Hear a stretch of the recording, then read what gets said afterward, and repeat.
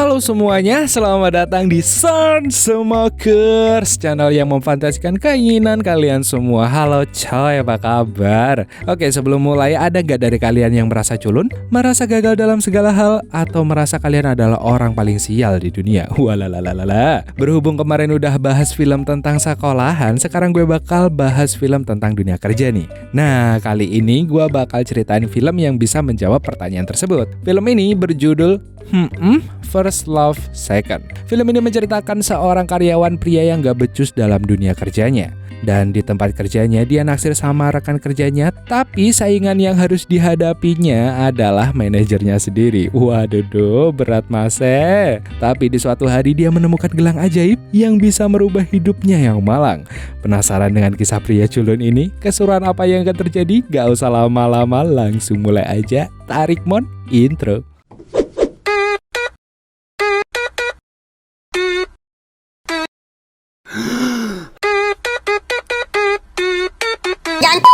Di awal film diperlihatkan seorang pria yang baru aja keluar dari apartemennya. Pria ini bernama Gongso. Terlihat Gongso baru aja bangun tidur dan bergegas ke minimarket. Di sisi lain terlihat wanita cantik yang sedang olahraga pagi yang dikombinasi dengan gerakan naik turun yang dinamis. Wanita ini bernama Xiaoyong, yang ternyata dia dan Gongso bekerja di sebuah perusahaan yang sama. Gongso bekerja di perusahaan pakaian dalam sebagai desainer. Hal yang menariknya adalah Gongso tinggal di apartemen yang sama dengan Xiaoyong dan kamar mereka juga bersebelahan. Walalalala, atau berkeringat ini mah. Suatu ketika Gongso yang baru saja keluar dari minimarket sambil sebat-sebat tipis melihat Xiaoyong yang baru saja pulang olahraga. Sontak saja ia menutupi wajahnya karena malu. Dan setibanya di apartemen, Gongso nampak terbayang-bayang dengan kecantikan Xiaoyong. Hal itu membuat ia berkhayal untuk melipat selimut bersama Xiaoyong. Waduh. Keesokan harinya di tempat kerja, Pak Bos dan manajernya yang bernama Lee sedang berdiskusi. Terlihat Gongso yang sedang membuat desain terbarunya. Dan tak lama kemudian muncullah Xiaoyong dengan membawa produk barunya dan melaporkan hasil jualannya ke Pak Bos. Gongso yang gabut kemudian membersihkan patung maneken. Akan tetapi jari telunjuknya tersangkut di celah gua patung tersebut. Hal itu membuatnya sangat malu. Gongso pun kemudian izin keluar ke apotek untuk membeli obat. Walah mas. Saat Gongso mengobati jarinya, terdengar suara dari semak-semak pohon. Kemudian dia memeriksa dan menemukan sebuah kotak tua. Saat dibuka, terdapat surat dan sebuah gelang. Ia pun membaca surat tersebut dan di surat itu tertulis yang artinya gelang ini ajaib dan ini akan membuat wanita jatuh hati padamu. Waduh, tapi jika digunakan berlebihan akan dapat membahayakanmu, katanya gitu. Dia kemudian berpikir bahwa ini adalah prank dari orang lain. Akan tetapi ia melihat bahwa gelang itu memiliki desain yang indah yang membuatnya akhirnya memakainya juga. Saat Gongso menggunakan gelang itu, dia merasa dirinya paling keren sedunia. Di dalam hati keren banget gue. Di tempat kerja terlihat Xiaoyong sedang mendandani seorang wanita yang bernama Nona Zhu. Walaupun namanya Zhu tapi nggak punya kebun binatang, punyanya ladang basah. Walalalala. Nona Zhu ini adalah foto model di perusahaan tersebut. Setelah sesi foto usai, Nona Zhu pun kembali ke rumahnya dengan berjalan kaki karena rumahnya dekat dari tempat kerjanya. Saat dalam perjalanan pulang, Nona Zhu diikuti oleh dua bocil akamsi yang ternyata ingin bermain ladang basah miliknya. Dari kejauhan, Gongso pun melihat hal tersebut. Dia berniat ingin membantunya. Akan tetapi dia ragu dikarenakan melihat dua bocil itu memakai alat pukul yang bisa membuat wajah gantengnya hancur berantakan. Namun sebagai pemeran utama di film ini, dia pun menunjukkan jati dirinya. Dikira cupu, ternyata culun. Waduh. Saat dua bocil akamsi itu ingin memukulnya, seketika gelang ajaib Gongso mengeluarkan cahaya yang membuat bocil itu tiba-tiba terdiam. Dia berhasil menumbangkan mereka, dan Nona Zhu pun menghampirinya dan berterima kasih. Dan tanpa sengaja, Nona Zhu melihat cahaya dari gelang ajaib Gongso yang membuatnya langsung jatuh cinta kepadanya. Kadang semesta memang adil ya bro, orang cupu berhak menang banyak. Walalalala. Tak lama kemudian Nona Zhu mengajak Gongso untuk menemaninya berenang di sebuah hotel terdekat. Setelah kecapean bareng, Gongso merasa senang telah menemukan gelang tersebut. Waduh. Esok harinya di tempat kerja terlihat Pak Bos sedang pusing karena desain Gongso yang buruk mengakibatkan kerugian besar bagi perusahaan. Gongso dan Soyoung merasa bersalah karena mereka berdua mengajarkan desain tersebut. Gongso kemudian mencari ide untuk merubah konsep desain yang lebih modern. Dan saat sedang mencari ide desain, teman kerja Gongso menegurnya dan berkata, "Mengapa matamu menghitam?" Mendengar hal itu, Gongso pun bergegas ke toilet dan melihat matanya yang ternyata terlihat hitam. Saat itu Gongso mengingat surat dari gelang ajaib tersebut. Gongso kemudian melepaskan gelangnya dan seketika mata Gongso kembali menjadi normal. Akhirnya dia mengerti cara kerja gelang tersebut. Sore harinya Gongso menemui Soyoung dan mengajaknya untuk makan malam. Akan tetapi Soyoung menolak karena dia ingin pergi mencari bahan untuk proyek barunya. Malam pun tiba, terlihat Gongso sedang lembur di tempat kerja untuk menyelesaikan desain barunya. Setelah selesai dengan pekerjaannya, Gongso menunggu kepulangan Soyoung di depan apartemennya yang ternyata Gongso ingin berbicara empat mata dengannya. Soyoung akhirnya membawanya masuk ke dalam apartemennya dan tanpa diduga Gongso memberikan sebuah cincin kepada Soyoung sebagai tanda cintanya. Akan tetapi Soyoung langsung menolaknya. Walalala, sabar ya mas. Dan saat Gongso ingin kembali ke kamarnya, dia meminjam toilet Soyoung.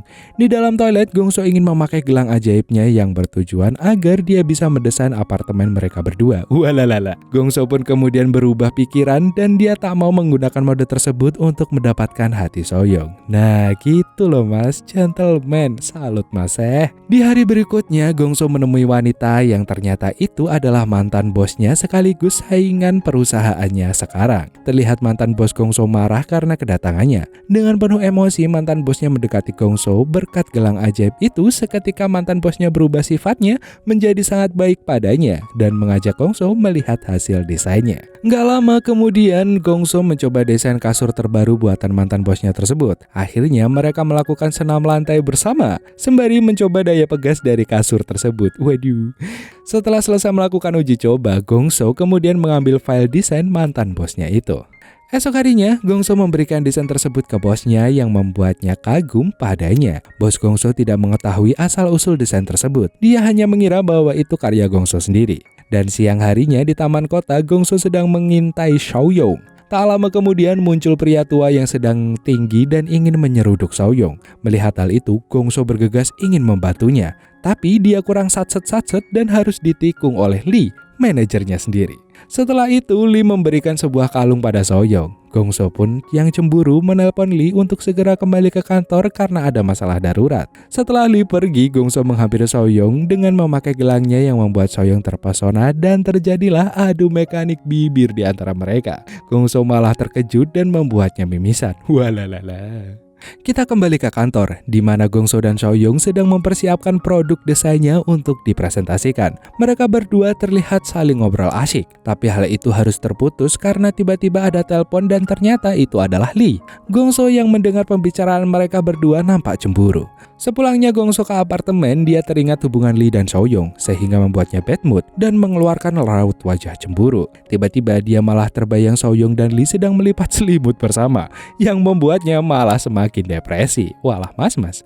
Tanpa pikir panjang, dia pun menuju kamar Soyoung dengan memakai gelangnya. Dan gak lama kemudian mereka pun beres-beres apartemen bersama, baik pagi, siang, ataupun malam hari. Waduh, sungguh anak yang rajin. Alalah. Walaupun mereka sering berberes-beres kamar bareng, tapi tak membuat Gongso puas karena Soyoung tidak mengenali dirinya saat Gongso melepaskan gelangnya.